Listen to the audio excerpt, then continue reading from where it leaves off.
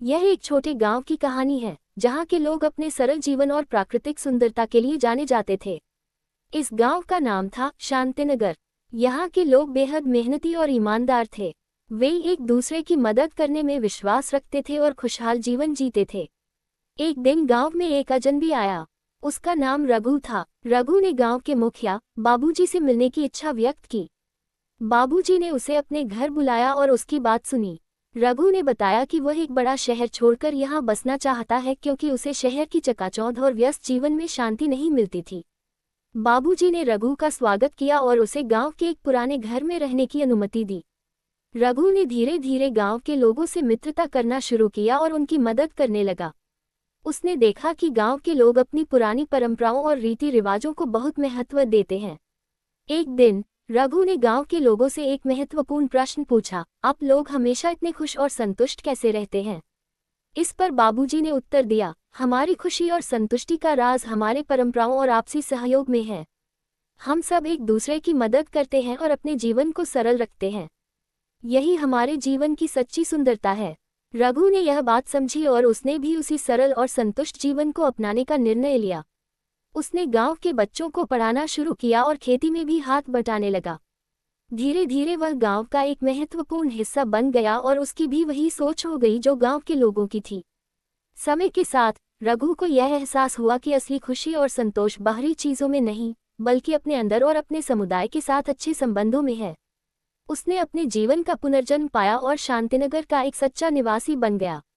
ये कहानी हमें सिखाती है कि सरलता, परंपराएं और आपसी सहयोग ही जीवन की असली खुशी और संतोष का मार्ग है। रघु का जीवन शांतिनगर में पूरी तरह से बदल गया था। उसने न केवल गांव के लोगों के बीच अपनी जगह बना ली थी, बल्कि उनके दिलों में भी खास जगह हासिल कर ली थी। वह अब गांव के बच्चों का पसंदीदा शिक्षक बन गया था और उनके साथ विभिन्न रचनात्मक गतिविधियां भी करता था। एक दिन गांव में एक बड़ा मेला लगा।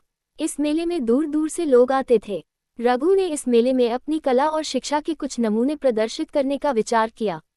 उसने बच्चों के बनाए चित्र, उनके द्वारा लिखी गई कहानियां और हस्तशिल्प के नमूने एक स्टॉल पर सजाए।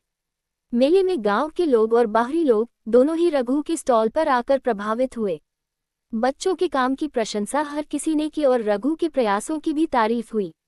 इस मेले के माध्यम से रघु ने ये साबित कर दिया कि गांव के बच्चों में भी अद्भुत प्रतिभा छुपी हुई है, जिसे सही मार्गदर्शन और प्रेरणा की आवश्यकता है। इस सफलता ने रघु को और भी प्रेरित किया। उसने निर्णय लिया कि वह गांव के सभी बच्चों के लिए एक छोटी लाइब्रेरी और एक शिल्प केंद्र स्थापित करेगा, जहां बच्चे अपने हुनर को निखार सकें। बाबूजी और गांव के अन्य लोग भी इस विचार से बहुत खुश हुए और उन्होंने रघु की पूरी सहायता करने का वादा किया।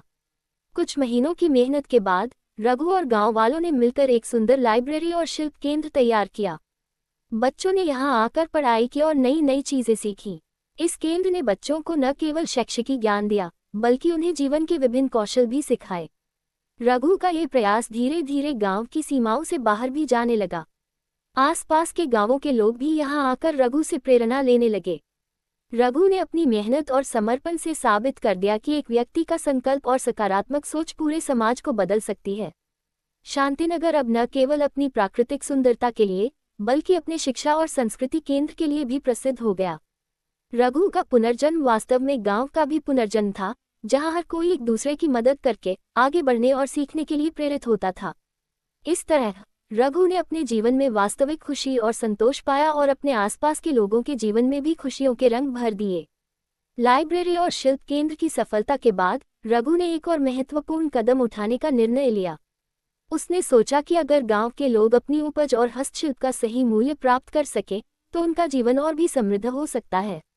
रघु ने एक सहकारी समिति बनाने का Vikara Gambavalam ke samain raka, Jisamem sabi kasana ora karagara samila hunj, Isa samati ka udasya dakive apani apaha ora hastasilpa ko ekatra karake bahara membasim, Taki unhem usida mulya mila sake, Gamba ke loga Isa Vikara se bahuda utsahida hu ora unhan sahakari samati ke nirmana mem rugu ka pura samarthana kia, Samati ke gathana ke bada, Unhan Gamba kia paha ora hastasilpa ko bahara mem lajakara bikana surukia. Isa pahala se gamvavalam ki arthika stiti mem sudara wa orave apain utpadam ka sahi mulya prapta karain lage. Samaya ke satha, Santinagara ka nama dura dura taka falagaya. Abaloga yaham ki apaha ora hastasilpa ke li visas arupa se atha. Gamva ka vakasa hon laga ora loga ora bi kusahala javana jean lage. Rugu ne de ka ki gamva ke lagam ke javana mem sakaratmaka badalava a raha hai. To usain ora bi yojanim banani suru kim.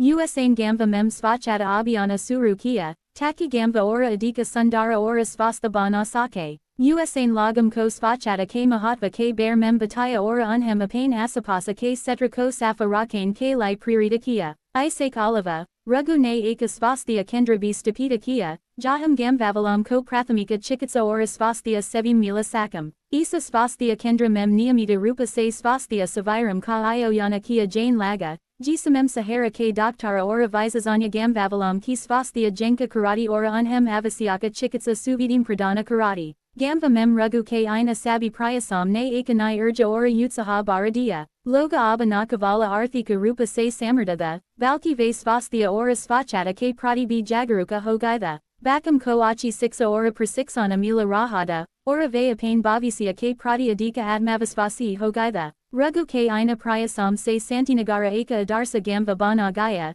Jaham hara koi eka duser ki madata karain mem visvasa rakata da ora apain javana ko bihatara banan ke li narantara prayasarata rahadada. Rugu ka punarjanma vastava mem gamva ke punarjanma ka pratika bana gaya. Jaham hara kisi ka javana kuziyam ora santosa se barawada.